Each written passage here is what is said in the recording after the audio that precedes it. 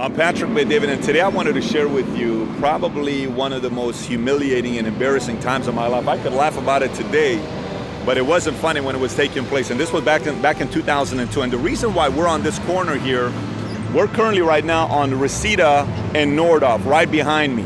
CSUN, Cal State University in Northridge, is a block away. They got some 20,000 students that go there regularly. And this is one of the busiest streets in the valley you can think about. As you can tell, a lot of cars will come by. You hear a lot of noise, background noise. But back in 2001, when I got started with Morgan Stanley, Dean Witter and I decided to leave to another firm in April of 02, I hit rock bottom financially. When I went to the new firm, I did not know that it was going to take several months for me to get my licenses transferred, because it was the worst time in the financial industry and nobody cared about buying any kind of stocks, mutual funds, anything related to the stock market. It was just not a good time to be in this business. It was a very, very difficult time to be in a business.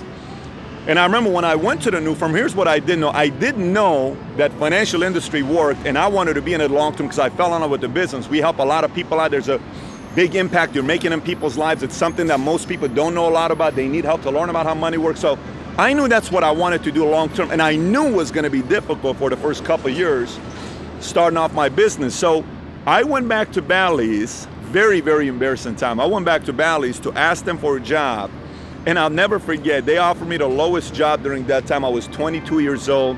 They gave me a morning manager position, which means you got to open up the club at 4 o'clock in the morning. The only reason they tell you manager because you're managing the opening of the club. That's not that impressive of a position. It sounds good, but it's not the most impressive position you have. And nobody buys memberships at 7 o'clock in the morning. People are working, right? So I got minimum wage, which was $800 a month. After taxes, I barely kept anything to myself, and I needed to make more money. And so I had $200 left on my credit card.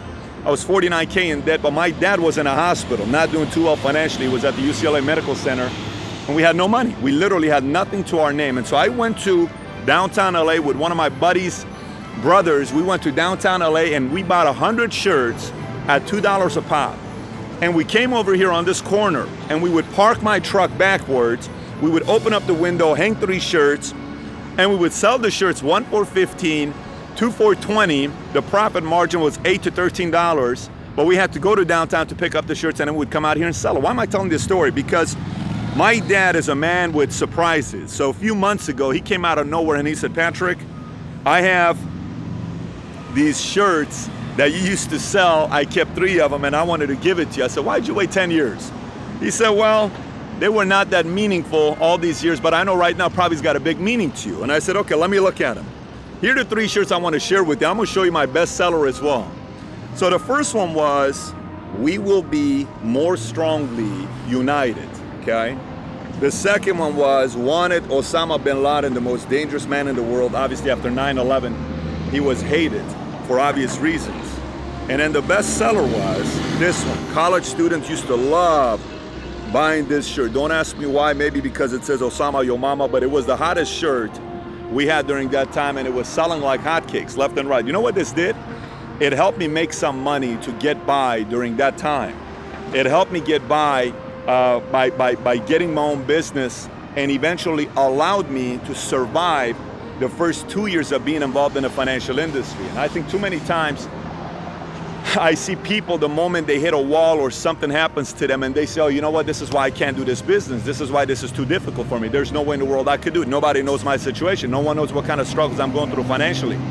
For every 100 stories like that, there is one story of somebody who overcome it. I'm not the only person. There are hundreds of thousands of people who overcome struggles and challenges, and they become inspiration to many other people who do the same as well. And eventually things changed. It picked up, business changed. I ended up traveling all over the world. The business ended up giving me an incredible life. It ended up giving me an opportunity to do things for my dad I never thought I could do. And but when I sit there and I think about it now, I go back in 2002 and reminisce. April of 02 wasn't the funnest time of my life.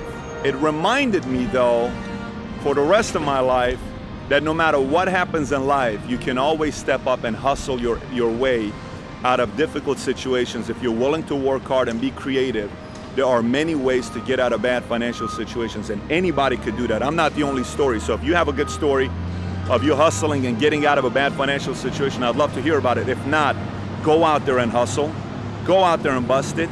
You're special. You can do something big with your life, I promise you, but you got to make the decision and want to go out there and hustle when everybody else wants to give up. You keep fighting. It's my message to you today, and please be sure to share your thoughts and the story of hustle on the bottom with me.